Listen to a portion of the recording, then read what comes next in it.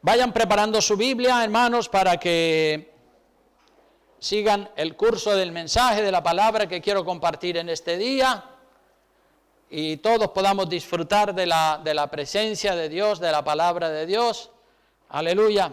Así que nos preparamos como Dios manda para poner atención y para escuchar la palabra de Dios. Aleluya. Dice la Biblia que la fe viene por el oír, y el oír de la palabra de Dios. Amén.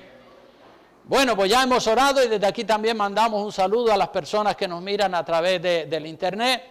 Que el Señor los continúe bendiciendo a todos ustedes y a nosotros también.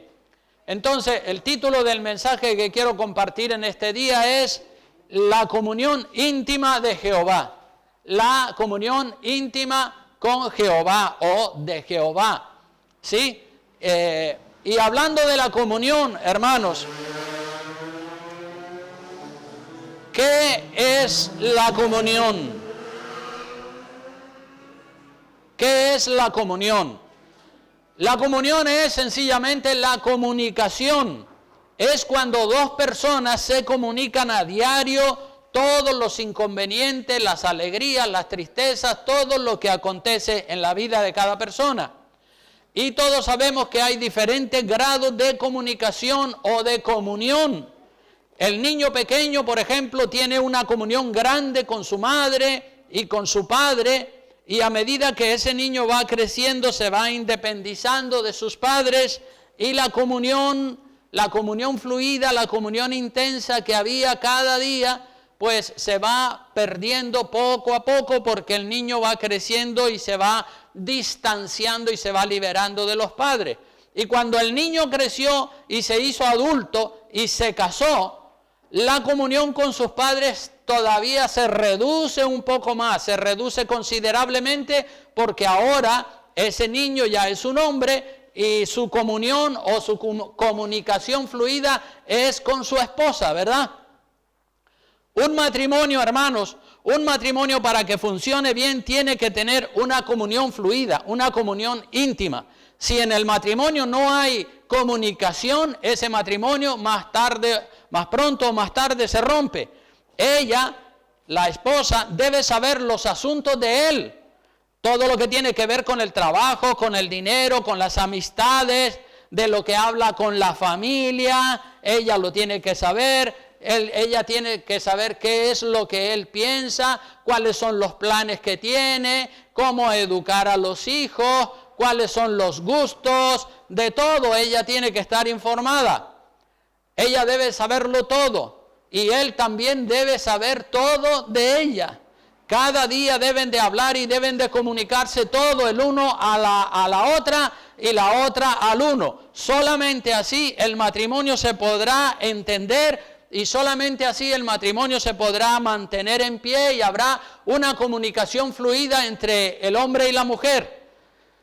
Hablando se entiende la gente, dice el refrán. Amén.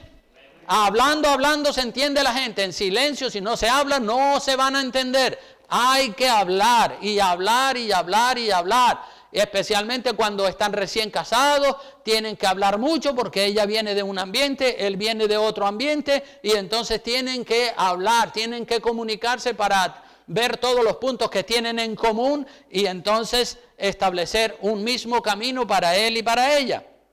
Hablando se entiende la gente. Yo recuerdo que cuando yo era recién casado, pues claro, había muchas diferencias. Ya con el paso de los años, ya llevamos 48 años de casado, ya nos entendemos muchísimo mejor que cuando éramos recién casados. Cuando éramos recién casados habían muchas diferencias, pero hablando, recuerdo que algunas noches estábamos hablando hasta las 2, las 3 de la madrugada para podernos entender. Entonces se cumple ese refrán, hablando se entiende la gente, hay que comunicarse. Si no se habla, si no hay comunicación, no hay bendición. ¿Qué sucede en el matrimonio cuando no hay comunicación?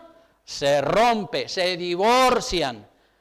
Primero se van distanciando emocionalmente, ella se va por un camino y él va por otro camino, se van distanciando sentimentalmente, se van distanciando económicamente y cada uno va cogiendo un camino diferente. y luego viene el distanciamiento y la poca comunicación, y eso hace que el matrimonio se rompa, salte por los aires.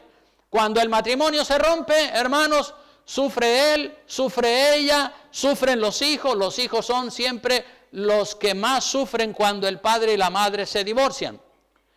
Hay matrimonios que en apariencia se ven unidos y todo parece que marcha bien a los ojos de la gente, pero entre ellos hay tremendos problemas de entendimiento y muchas veces por vergüenza no buscan un consejero, no reciben consejos, sino que se encierran en sí mismos y dan la apariencia exterior. Todo el mundo que los ve dice, uy, un matrimonio excelente, se llevan bien.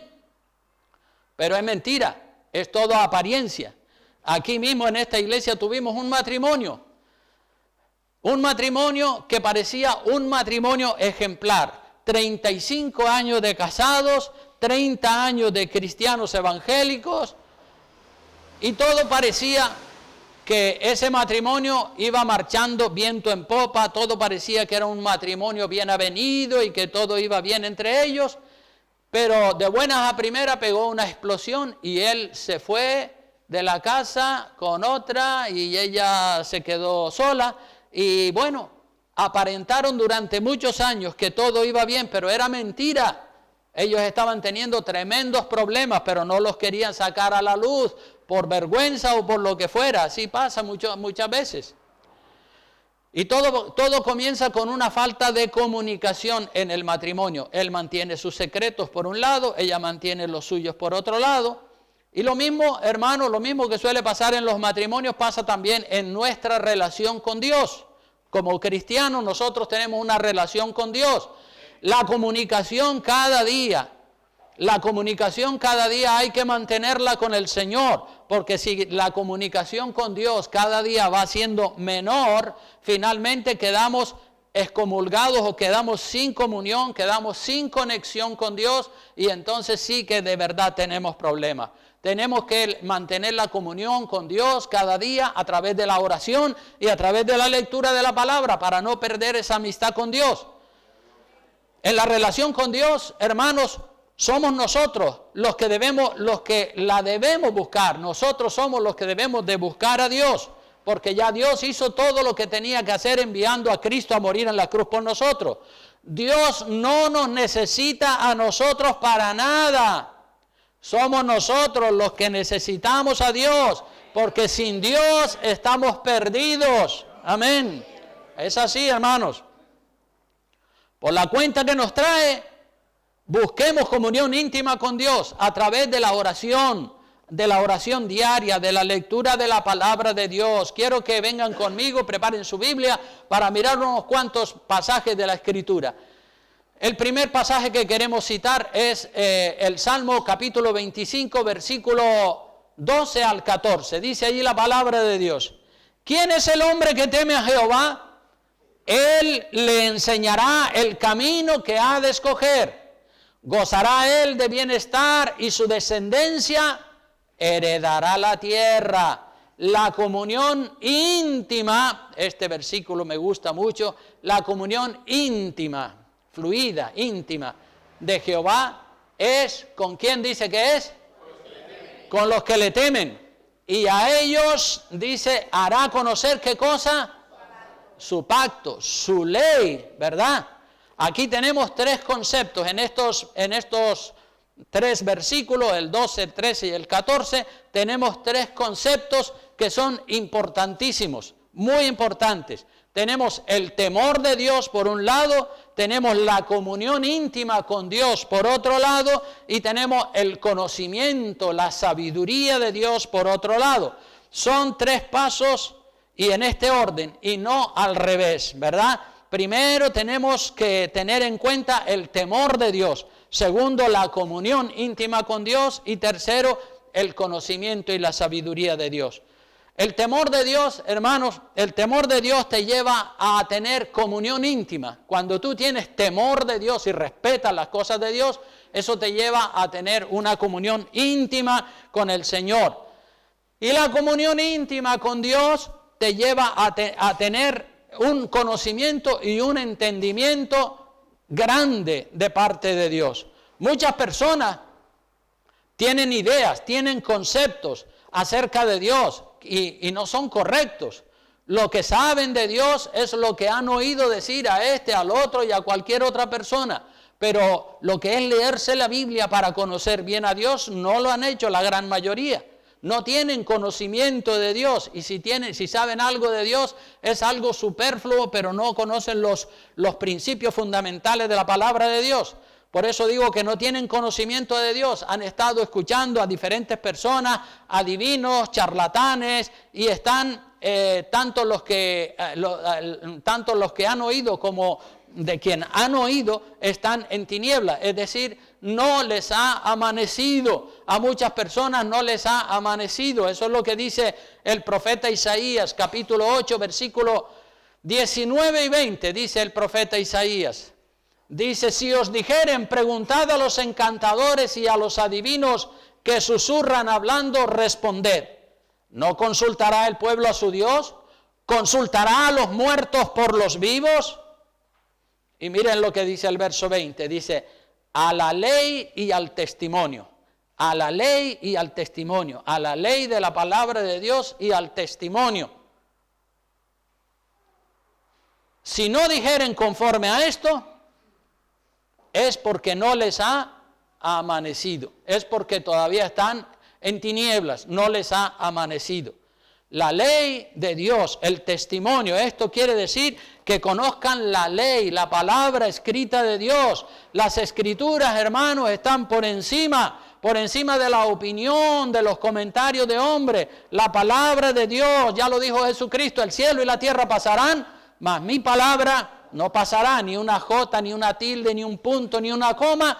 Lo que Dios ha dicho, eso es perfecto. Entonces nosotros tenemos que estudiar mucho la palabra de Dios, dedicar tiempo a la lectura de la palabra de Dios. Entonces, ¿qué es el temor de Dios? Hablaba de 3 conceptos. ¿Qué es el temor de Dios?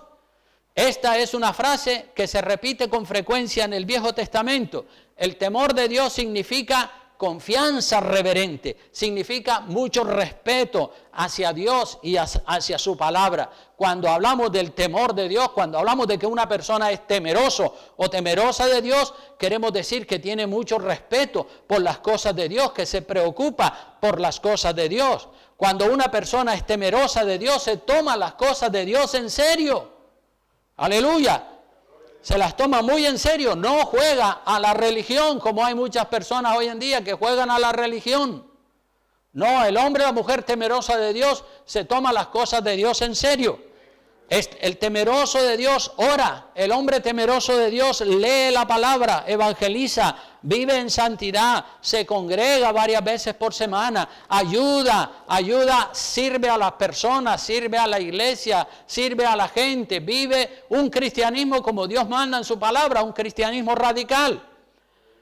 Y ese temor de Dios en la persona lleva a esa persona a tener miedo a fallarle a Dios. Y la persona dice, no le quiero fallar a Dios, quiero serle fiel a Dios, quiero estar con Dios, quiero establecer una relación fluida con Dios. Y cada día la persona se acerca más a Dios, buscando una amistad con Dios, haciéndose amigo de Dios, como lo fue Abraham. Hermanos, Abraham fue amigo de Dios. Vean lo que dice la palabra en Isaías capítulo 41, versículo 8. Qué lindo es ser amigo de Dios. Aleluya. Y Dios quiere ser tu amigo, pero tú tienes que poner esa entrega, esa voluntad. Dice Isaías capítulo 41, versículo 8, dice, pero tú, Israel, siervo mío eres tú, Jacob, a quien yo escogí, descendencia ¿de quién dice? De Abraham, mi amigo. Tú eres el nieto, el descendiente de mi amigo Abraham.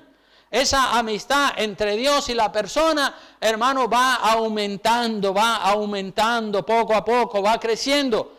La persona va conociendo más y más a Dios y se va amoldando a la voluntad, al carácter de Dios. Se hace amigo de Dios. Un verdadero amigo es como un hermano, se hace amigo de Dios. Tú puedes ser amigo de Dios, tú puedes ser amiga de Dios. Abraham fue amigo de Dios y Abraham tenía una comunión preciosa con el Señor. El segundo paso es la comunión íntima, hermano, la comunión íntima con Dios. Dios y la persona, siendo dos, se funden y se convierten en uno. Dos se convierten en uno, dos igual a uno. Estamos llamados a ser uno con Dios. Todos estamos llamados a ser uno con Dios, un solo sentir, una sola voluntad, la de Dios en nosotros. Ese es el maravilloso plan de Dios, de que seamos uno con Él. Miren lo que dice Juan capítulo 17, versículo 21. Gloria a Dios. ¿Están todos ahí? Amén. Dice, para que todos sean, ¿cuántos? Para que todos sean uno. ¿En qué sentido? En voluntad, en propósito. Para que todos sean uno, como tú, oh Padre, en mí y yo en ti. Que también ellos, los creyentes, sean uno en nosotros. ¿Para qué? Para que el mundo crea que tú me enviaste. La unidad, ¿verdad? Cuando todos pensamos lo mismo y cuando todos hacemos la voluntad de Dios, se puede decir todos somos uno, porque todos pensamos como Dios dice que tenemos que pensar en su palabra. Entonces ahí se produce la fusión de dos en uno, o la fusión de muchas personas en una sola voluntad. Por eso digo que estamos llamados a ser uno con Dios, ahí lo dice la palabra. Y cuando somos uno con Dios, el mundo va a ver nuestra unidad, va a ver nuestro compañerismo, nuestra sintonía, y va a decir, esa gente, la verdad que se llevan muy bien los unos con los otros, se apoyan mutuamente los unos con los otros, qué bien, todos son amigos de todos. Esa unidad, esa sintonía entre Dios y el cristiano, o entre Dios y la cristiana, esa obediencia hace que el nivel de comunión con Dios se eleve hasta llevarnos a ser amigos de Dios, ¿verdad? Cuando esa comunión se fomenta, esa comunión fluye, entonces llegamos al nivel de hacernos amigos de Dios como lo fue Abraham. ¿Saben que aquí en la tierra la gente que tienen amistad con el rey o con el presidente o con algún poderoso, pues se sienten privilegiados? Dice, yo soy el amigo del rey, el rey y yo pues somos como hermanos. Pues tú y yo, hermano, tú y yo estamos llamados a ser amigos del Rey de Reyes. Amén.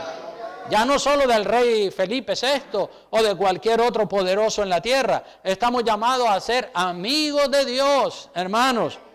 Qué nivel más alto ese, ¿verdad? El plan de Dios es la unidad de la criatura con el Creador. Que la criatura y el Creador sean uno, como dice ahí Juan perfectamente, para que todos sean uno, como tú, oh Padre, en mí. Esa fue la oración de Jesucristo, ¿verdad? Jesucristo y el Padre eran uno, aunque eran dos personas diferentes, pero en voluntad, en propósito, en sentimientos, eran uno. Y eso es lo que el Señor quiere. Dice, para que todos sean uno como tú, oh Padre, en mí y yo en ti, también ellos sean uno en nosotros, para que el mundo crea y el mundo pueda ver. Muchas veces cuando el mundo ve discrepancias, críticas o malas relaciones entre los cristianos, dice, esos están como el perro y el gato peleándose ahí continuamente, y entonces dice, ¿para qué voy ahí? Pero cuando ellos ven entre nosotros unidad, amor, amabilidad, buenas palabras, entonces eso atrae a la gente, ¿verdad? Amén. Entonces la fusión de dos personas diferentes en una. La fusión de dos personas diferentes en una. ¿Cómo puede ser que dos personas tan diferentes, la una de la otra, lleguen a fusionarse, a fundirse la una con la otra y ser una sola carne, un solo sentir, una sola voluntad? La respuesta para eso es muy sencilla, pero también es costosa. La respuesta es costosa. El costo es renunciar a nuestra voluntad para hacer la voluntad de Dios. Cuando renunciamos a nuestra voluntad para hacer la voluntad de Dios, cuando en el matrimonio él y ella renuncian a su propia voluntad y hacen la voluntad de Dios, inmediatamente se produce la fusión, se produce la unidad, se produce la comunión íntima, el entendimiento total, completo y absoluto. Cuando las voluntades no encajan, hay desacuerdos, hay malestar, hay problemas permanentemente. Entonces, la comunión íntima, ¿verdad? La comunión en el matrimonio pasa eso. En el matrimonio es así. La Biblia dice en Marcos capítulo 10, versículos 7 al 9, dice, por esto dejará el hombre a su padre y a su madre y se unirá a su mujer. Y los dos serán una sola carne, un solo propósito, una sola voluntad. Así que no son ya más dos, sino uno, porque hay unidad, porque han puesto a Cristo y su palabra en el centro del matrimonio, y entonces los dos convergen hacia el mismo punto, hacia lo que dice la palabra de Dios, y entonces hay unidad. Por tanto, dice el verso 9, lo que Dios juntó, no lo separe el hombre. Entonces, cuando hay comunión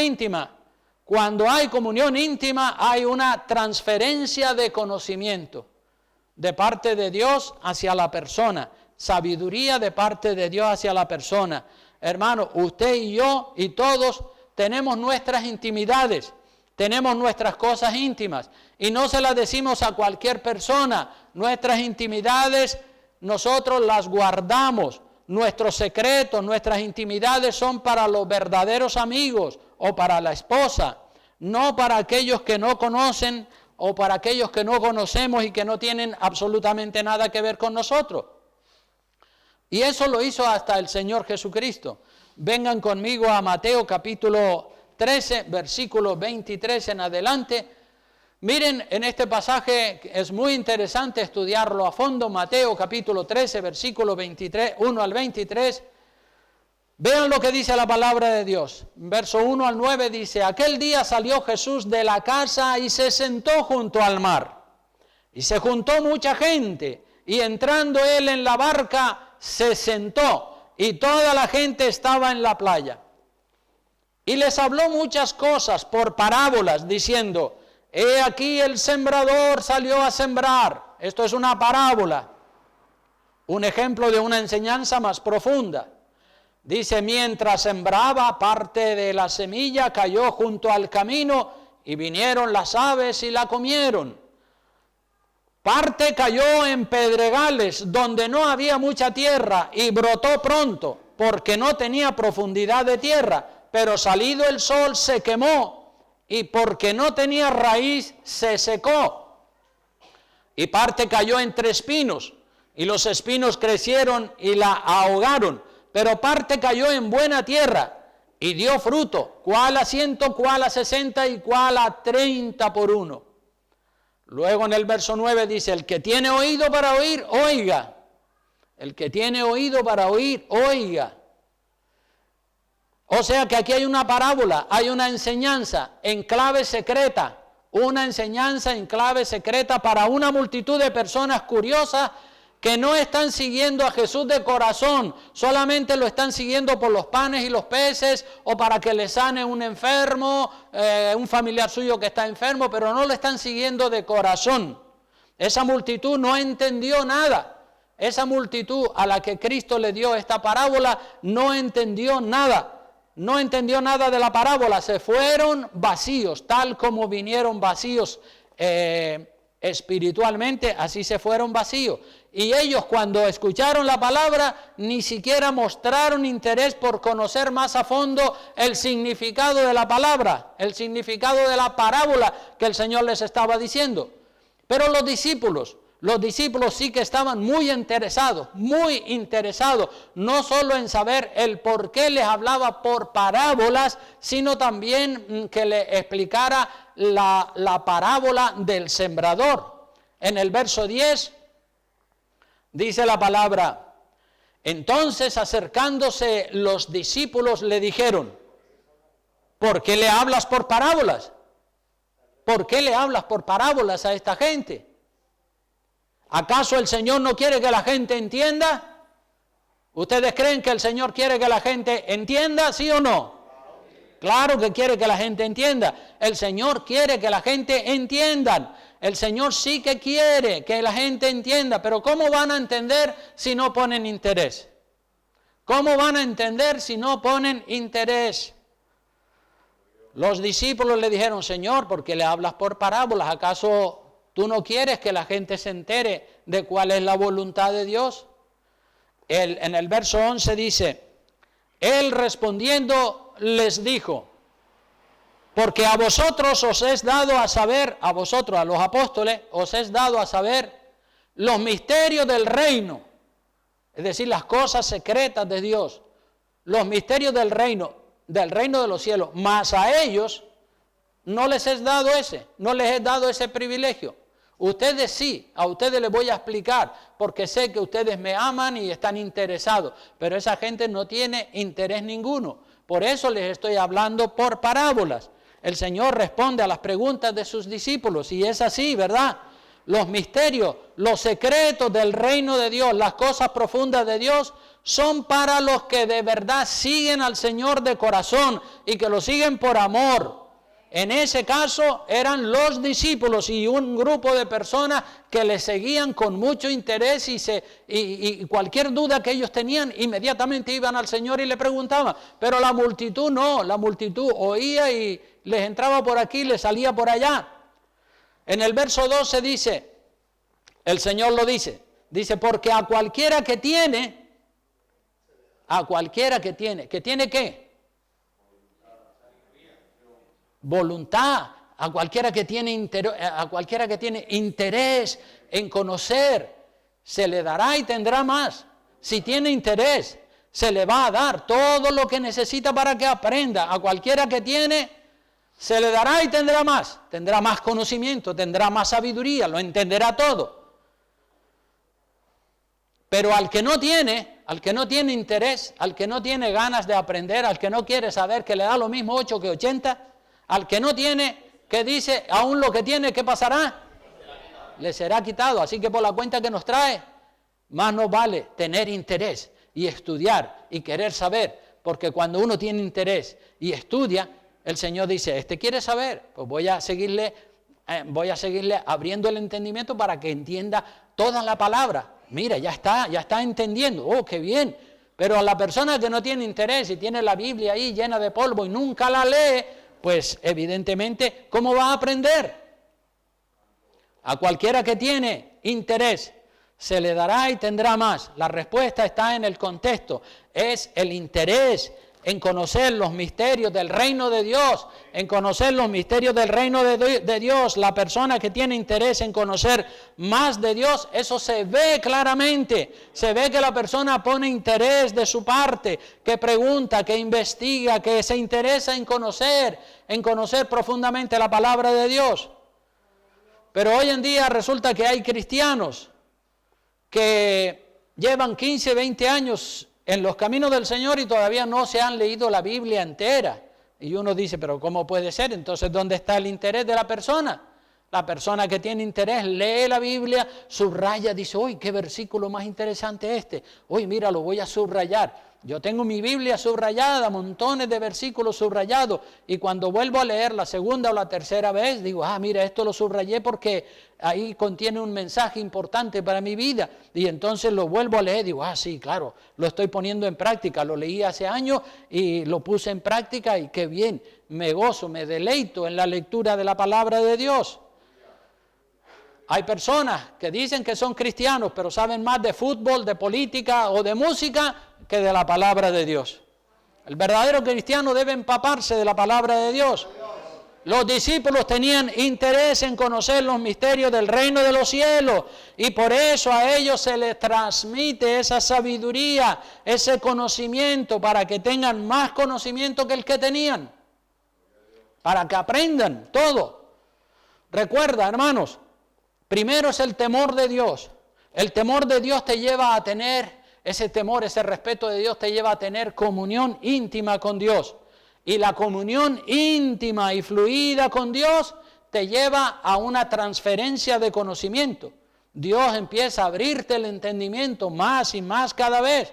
El conocimiento de Dios, quién es Dios, el carácter de Dios, la voluntad de Dios, eso es imprescindible que lo conozcamos a fondo para podernos guiar por la voluntad de Dios. Si no lo conocemos, ¿cómo nos vamos a guiar? Así es, hermanos. Los que no tienen interés, dice la palabra, que el poco interés que tienen se les será quitado. Aún lo que tienen les será quitado. Es triste eso, pero sucede. No tiene interés, pues al final esa persona se debilita completamente y se aparta de los caminos del Señor porque no le llama la atención lo que dice la palabra. Tiene un pizco de interés y sí, ojea algo, dice, pero esto es aburrido. Y entonces ya el poco interés que tiene se esfuma y desaparece. Las multitudes, versículo 13 al 15 de ese capítulo que estamos leyendo de Mateo, dice, por eso, verso 13, por eso les hablo por parábolas, porque viendo no ven, y oyendo no oyen ni entienden. Viendo no ven y oyendo no oyen, no entienden. De manera que se cumple en ellos la profecía de Isaías que dijo, de oído oiréis y no entenderéis, y viendo veréis y no percibiréis. ¿Y por qué? El corazón de este pueblo se ha engrosado. ¿Y con los oídos cómo oyen? A ver si se termina ya el pastor con el sermón. Ya no tienen interés, con los oídos oyen pesadamente. No están atentos, dicen, mira, oye, esto no lo sabía yo.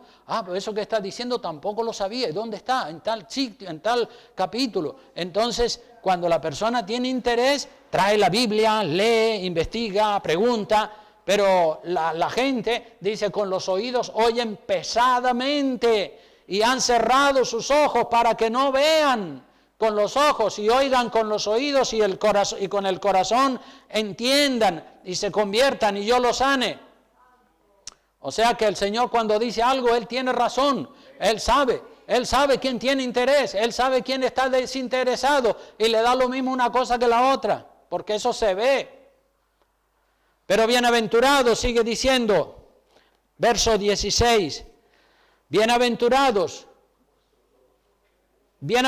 vuestros ojos, para los discípulos, ¿verdad? Ahora le está hablando a los discípulos, dice, bienaventurados vuestros ojos porque ven y vuestros oídos porque oyen, porque de cierto os digo que muchos profetas y justos desearon ver lo que veis y no lo vieron, y oír lo que oís y no lo oyeron.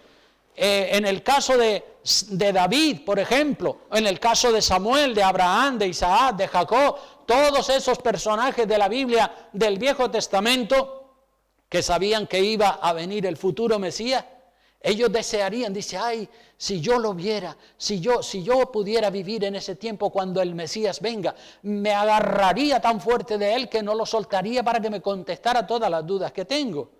Muchos profetas, dice que desearon, Elías, Samuel, tantos de los del Viejo Testamento y justos desearon ver al Mesías y no lo vieron, y oír lo que oís y no lo oyeron.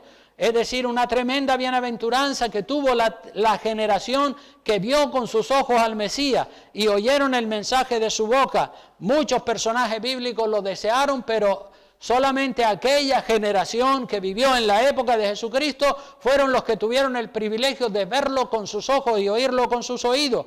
Y tuvieron ese privilegio de conocer personalmente al Mesías, pero no lo valoraron, salvo algunos, como el caso de los apóstoles, pero los demás fue un personaje más, uno más que pasó, pero no le dieron el valor que le tenían que haber dado. En los versículos 18 en adelante dice, oíd pues vosotros. Aquí viene la dosis de sabiduría extra para los interesados, para los apóstoles que eran los interesados en conocer el significado de las parábolas. La explicación de la parábola solamente para los interesados. Por eso en el verso 18 dice, oíd pues vosotros la parábola del sembrador. A ustedes se la voy a explicar. A esa gente no, porque eso no tienen interés ninguno. A ustedes sí que se la voy a explicar para que ustedes aumenten el conocimiento de Dios y el conocimiento de la palabra.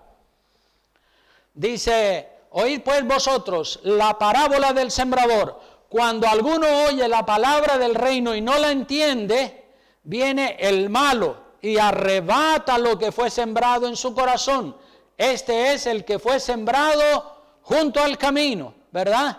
Cuando oye la palabra y no la entiende, dice, ya no entendí nada. Sí, ahí estaban hablando de parábolas del sembrador, de la semilla, del camino, de las aves, de las piedras y de todo eso, pero yo no entendí nada, yo no sé lo que significa eso.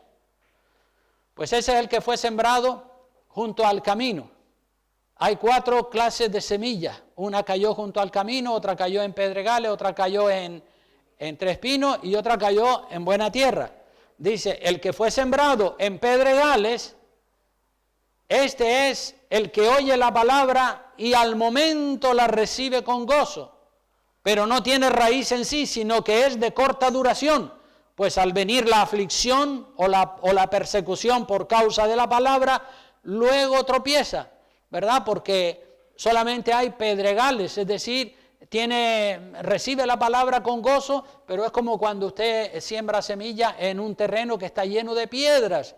Pues claro, si abajo hay piedras, pues la semilla no puede meter sus raíces profundas porque tiene una piedra por debajo. Entonces cuando viene el sol, cuando viene la prueba, esa semilla se seca y no da fruto. Luego dice en el verso 22, el que fue sembrado entre espinos, este es el que oye la palabra, pero el afán de este siglo y el engaño de la riqueza ahogan la palabra y se hace infructuosa. La persona que está muy enredada con las cosas del mundo, es sembrado entre espinos, los afanes, los negocios, el entretenimiento, tengo que hacer esto, tengo que hacer aquello, y con tantas cosas que tiene, pues claro, la semilla no puede crecer porque hay muchos afanes que la están ahogando. La semilla de la palabra de Dios, todos sabemos que la semilla es la palabra de Dios. Y el verso 23 dice, mas el que fue sembrado en buena semilla, en buena tierra, este es el que oye y entiende la palabra. Gloria a Dios por el que fue sembrado en buena tierra, el que oye, entiende, atesora toda esa sabiduría, todo ese conocimiento, entiende la palabra y cuando la entiende, ese empieza a dar fruto.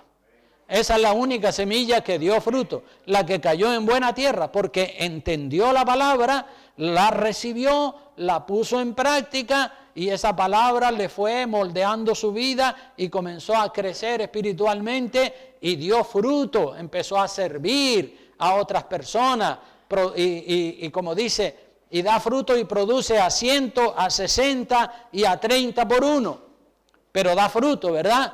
Gloria a Dios por los que dan fruto a 30 por uno, gloria a Dios por los que dan a 60 por uno, y gloria a Dios por los que dan a 90 por uno. Lo importante es dar fruto. Cuando la semilla ha caído en buena tierra, uno comienza a dar fruto. Gloria a Dios. Entonces el conocimiento, la sabiduría de Dios, recién la reciben todas las personas que le ponen interés a las cosas de Dios. La comunión íntima de Jehová. Recuerden lo que dice el Salmo 25, del 12 al 14, que la comunión íntima de Jehová es con los que le temen. Comunión con los que le temen. Y a ellos hará conocer sus secretos, sus cosas maravillosas, su sabiduría y todas sus bendiciones. Pues esto es así porque lo dice la palabra de Dios y nosotros también lo hemos vivido, yo lo he vivido, lo he experimentado, he visto que cuanto más me meto con Dios y con la Biblia, más sabiduría y más conocimiento me da el Señor. Entonces ese conocimiento me sirve para andar derechito y no desviarme ni a la derecha ni a la izquierda, y gloria a Dios por los que han cogido el conocimiento de Dios, porque eso les lleva rumbo al reino de los cielos.